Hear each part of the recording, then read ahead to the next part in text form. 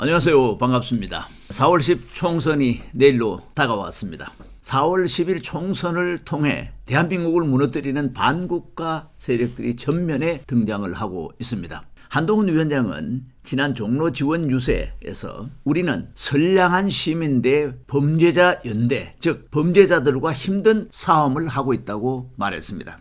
이재명과 조국은 엄청난 범죄자들입니다. 왜냐고요? 이재명은 중국 공산당의 앞잡이 역할을 정말 신나게 하고 있습니다. 쎄쎄. 내부적으로는 경기 동부 연합과 민노총과 관련되어 수많은 범죄를 국가를 상대로 저지르고 있습니다. 조국은 남한 사회주의 노동자 동맹 출신이죠. 좌익 운동의 싱크탱크요 대부와 같은 조국입니다. 이들과 맞서는 한동훈이 참으로 안타까울 지경입니다. 조국이 몸담았던 남한 사회주의 노동자 동맹, 즉 산호맹이라 그러죠. 그들은 국가 전복을 위한 혁명을 목적으로 1985년 말부터 조직 활동을 했습니다. 그러나 국가보안법에 의해 반국가 단체로 법의 심판을 받고 해체되었습니다. 서울대학교 총학생회장 신인 백태웅과 또 노동시인 박노회 그리고 은수미, 조국 이 사람들이 이 산호맹의 핵심 인물이죠. 그래서 은수미는 6년형을 받았고 박노회, 백태웅은 무기징역을 선고받았습니다. 그리고 조국은 6개월간 깜빵살이를 했습니다. 이런 잘못을 저질렀는데 김대중 정권이 들어서면서 그들은 인수위와 교감을 해서 결국은 김대중 대통령이 사면을 해주었습니다. 뿐만 아니라 노무현 대통령은 조국을 서울대 교수로 일하도록 밀어주었습니다. 은수미는 문재인 대통령 비서관 등 요직을 거쳐서 성남시장 그리고 비례로 국회의원까지 했습니다. 이재명은 성남에서 줄고 살면서 그가 어려운 청소년기를 겪으면서 야망을 가지고 적극적으로 사회운동에 참여하면서 여러 조직에 관여하면서 정당의 중요 직책을 맡고 마침내 민노총의 지원 아래 성남시장까지 됩니다. 그리고 경기도지사를 거쳐서 대통령 후보에까지 오르게 됩니다. 그의 뒤에는 중국 공산당의 엄청난 지원이 있습니다. 그래서 어떠한 어려움이 있어도 흔들리지 않는 그런 것을 우리 국민들은 느끼고 있었을 것입니다. 중국은 2000년쯤부터 한국과 미국에 대해 도전적인 계획을 세우고 무제한 전쟁을 벌이고 있고 그 전쟁에 가담하는 한국 정치인들이 많아졌습니다. 대표적인 사람이 이재명이 아닌가 생각합니다. 1999년도에 중국은 두 공군 대령이 무제한 전쟁이라는 책을 출간하게 됩니다. 차오량과 왕상수이가 쓴 책인데 중국과 같은 기술력에서 약한 나라가 자기들보다 월등히 기술적으로 앞선 나라, 강한 나라를 어떻게 이길 것인가에 대한 전략적인 책입니다. 그래서 영어로 번역될 때는 그 책 제목이 미국을 파괴하기 위한 중국의 마스터 플랜이라는 제목으로 번역되기도 했습니다. 그들의 전쟁의 전략적인 공격 방법은 첫 번째는 심리전, 두 번째는 밀수전쟁, 미디어 전쟁, 그래서 언론을 장악하죠. 마약 전쟁, 마약을 통해 가지고 온갖 계획을 다 세우고 전략을 세우죠. 네트워크 전쟁, 기술 전쟁, 제작 전쟁, 자원 전쟁, 차이나 머니를 많이 활용을 하죠. 경제 원조 전쟁과 문화 전쟁, 특히 법률 전쟁. 그래서 중국은 2024년 중국이 미국을 이기는 해로 Chinese Dream의 해로 정했죠. 그리고 지난 20년 동안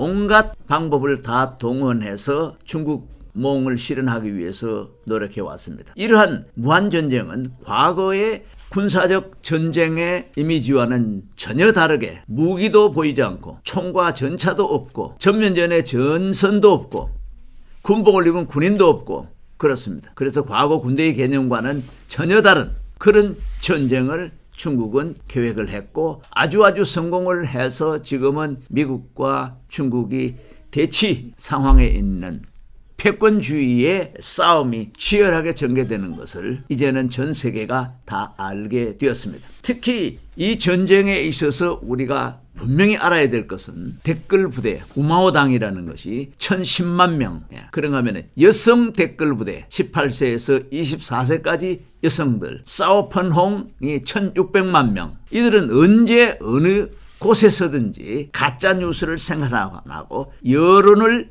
자기네들이 원하는 대로 마음대로 조절하고, 그래서 무슨 여론조사 하면은 문재인 대통령이 마지막까지 40%, 그건 세계 역사상 그런 게 잘 없죠. 참 안타까운 현실입니다. 최근 미국 하버드 대학 정량사회과학연구소 발표 내용을 보면 중국의 이러한 댓글 부대는 점점 커져서 최고 4천만 명이 넘을 것으로 보고 있습니다. 그런가 하면은 지금 우주군을 만들어서 활용을 하고 있죠.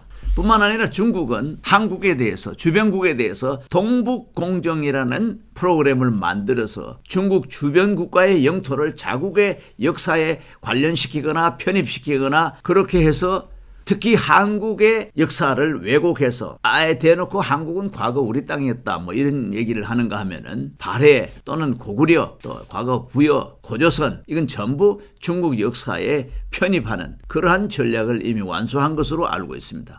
그런가 하면은 중국은 댓글 부대뿐만 아니라 중국 유학생들이 대한민국 수도권 대학 기숙사에 4만 명이 자리 잡고 있습니다. 제가 인터넷을 이렇게 각 대학을 활용을 해봤거든요. 맞습니다. 제가 또 한양대학교 관련이 있고 고려대학도 관련이 있고 연세대학도 관련이 있고 뭐 서울대 카이스트까지 다 제가 이렇게 관련이 있기 때문에 파악을 해봤는데 맞더라고요. 그래서 우리나라에는 과거와 같은 대학생 활동이 아예 사라지고 잘 보이지 않습니다. 왜 이렇게 되었을까요? 우리나라에는 이러한 적대국 또 반국가 세력에 대한 그것을 국가보안법을 만들어서 이것을 수사하고 체포하고 해결하는 그런 국정원도 있고 또 공안검사도 있죠. 그런데 이 일을 성실하게 했던 사람이 있습니다. 여러분도 아시는 황교안 씨입니다. 황교안은 민족해방 민중민주주의 혁명 세력과 싸워서 이긴 그런 전력이 화려합니다. 그래서 황교안 씨는 공안검사로서 한 총련 38명을 전원 체포 구속시켰습니다. 잘 모르시죠 여러분? 전교조 교사 2,000명을 구속시켰습니다. 그리고 중부 지역당 간첩 62명을 체포 구속시켰습니다. 특히 우리나라의 정체성을 혼란시키는, 다시 말해서 우리나라는 해방 후에 공산주의를 채택해야 했다. 미군이 없었다면 우리는 남북 통일이 되었다는 북한 찬양을 일삼는 동국대 강정구 교수를 체포 구속하였습니다. 이 강정구 교수 체포를 노무현 대통령이 계속해서 막았고 방해를 했지만은 황교안 씨는 이걸 체포 구속시켰습니다. 그런가 하면은 미국 대사관 난입 대학생을 전원 구속시켰죠. 뿐만 아니라 통진당 이석기 뇌란 선동 사건도 해결했습니다. 따라서 황교안은 좌파 반국가 세력들에겐 저승사자가 되었습니다. 김대중 대통령 때 보안법 폐지가 기정사실로 굳어져 갈 때 이 보안법을 지켜낸 사람이 누구입니까? 그 당시 국가보안법 해설서를 써서 이 법 폐지를 막았던 사람은 바로 황교안입니다. 이처럼 이적단체와 반국가단체를 수사하고 해체하고 소탕하고 이러한 데 큰 성과를 올린 것을 또 그렇게 해서 전과자가 되어서 그들의 활동을 억제 또는 소멸 직전에 있는데 김대중 대통령이 됨으로써 그들을 다 사면시켰다는 거 아닙니까? 그래서 황교안은 외로움 싸움을 했고 또 알아주는 사람 박근혜 대통령 때 알아줘서 법무부 장관 총리까지 지냈지만은 박근혜 대통령도 할 수 없고 그도 할 수 없었던 것은 반국가 세력이 이미 우리나라 민노총, 노동운동, 정교조, 전국 학생 또 언론 중국의 어마어마한 전략에 다 이미 장악되어 있기 때문에 박근혜 대통령과 함께 그 정부는 올라가고 말았죠. 그런가 하면은 황교안이 다시 나와서 활동을 하려고 할 때에 충북 동주의 간첩 사건에서 발견된 지령문을 살펴보면 증명된 거죠. 사실이고 팩트고 확인할 수 있습니다. 2019년 6월 22일 그러니까 4.15 총선거가 실시되기 전 약 10개월 전 시점에서 그 지령은 다음 총선에서 자유한국 당을 참패에 몰아놓고 그 책임을 황교안에게 들씌워 정치적으로 매장해버리는 것을 기본 전략으로 틀어쥐고 나가야 한다라는 것이었습니다. 이후 우리 사회 여론은 철진한 이념, 여야 막론할 것 없이 마치 공산주의다 그러면 그 이미 철진한 것이다. 그렇기 때문에 남북 간도 북한 공산당 이런 소리 하면 안 된다. 그런 소리 하면은 국가보안법 얘기하면은 그거는 정치적 갈등을 만들고 남북 간의 화해 무드로 가고 전쟁을 없애야 되는데 남북 간의 문제를 악화시키는 것이다. 따라서 남북 간의 관계를 악화시키거나 또 간첩을 잡아들인다거나 중국 공산당 얘기를 하는 사람은 이것은 정치에서 제외시켜야 된다 하는 그런 사회적 여건이 조성을 되다 보니까 이 나라는 그 사이에 황교안과 같이 간첩을 잡아들이고 반국가 세력을 수사하고 처단하는 이러한 사람들이 사라졌기 때문에 지금은 어떻습니까? 지금은 이재명, 조국 지하에 있던 모든 반국가 세력들이 전면에 나와가지고 조국은 문재인이 못다 이런 꿈을 실현하려고 뭐 한두 달 사이에 당원이 뭐 몇십만 지금 나라가 큰일 났습니다. 황교안과 같은 국가보안법을 지켜내고 국가의 정체성을 훼손시키고 나라를 무너뜨린 세력에 대해서 지금 아무도 싸우지를 못하고 기껏 정권 창출에 투표에만 임하는 이런 안타까운 현실을 우리는 보고 있습니다. 따라서 황교안이 없는 이 나라는 반국가 세력으로부터 나라를 구하기가 어렵게 되어 있습니다. 이제 이 나라를 구할 수 있는 기회를 다시금 국정원의 기능이 살아나고 반국가 세력을 수사해서 간첩을 잡아들이고 또 적대국인 북한에 동조를 했거나 또 중국 공산당에 정보를 줬거나 이런 사람들을 죄로 재판에 붙여가지고 체포하고 제거해야 됩니다. 이렇게 할 사람이 누굽니까? 이런 사람들이 나와야 되는데 지금 법률전의 성공으로 말미암아 지금 사법부가 대법원서부터 사법부가 이 공안사범 내지는 반국가 세력에 대한 수사를 아예 안 하고 있습니다. 큰일 났습니다.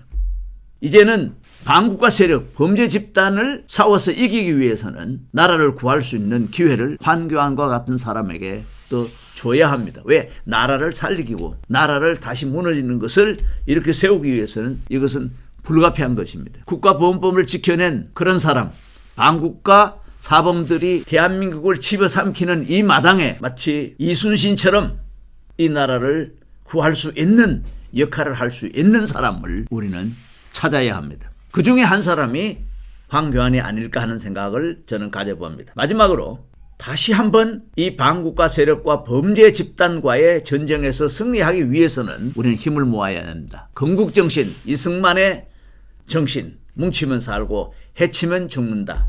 이 말과 같이 한동훈과 황교안 그리고 광화문 세력, 장경동 대표, 고영주 변호사 등이 함께 뭉쳐야 한다고 생각을 합니다. 그래야만 이재명과 조국의 거대한 반국가적 범죄 연대와 싸워서 이길 수가 있습니다. 4월 10일 총선은 승패의 결과와 상관없이 이러한 싸움이 앞으로 치열해질 수밖에 없습니다. 따라서 우리는 한동훈과 윤석열 정부 그리고 황교안이 힘을 모아 반국가 세력을 처단해 줄 것을 저는 기원합니다. 그래서 윤석열 정부를 지키고 자유민주 헌법을 지키고 든든한 대한민국의 새로운 미래를 열어가는 그러한 분위기가 조성이 되었으면 좋겠습니다. 감사합니다. 방송이 유익하다고 생각되면은 구독, 좋아요도 좀 눌러주시고 알람 설정까지 부탁드립니다. 감사합니다.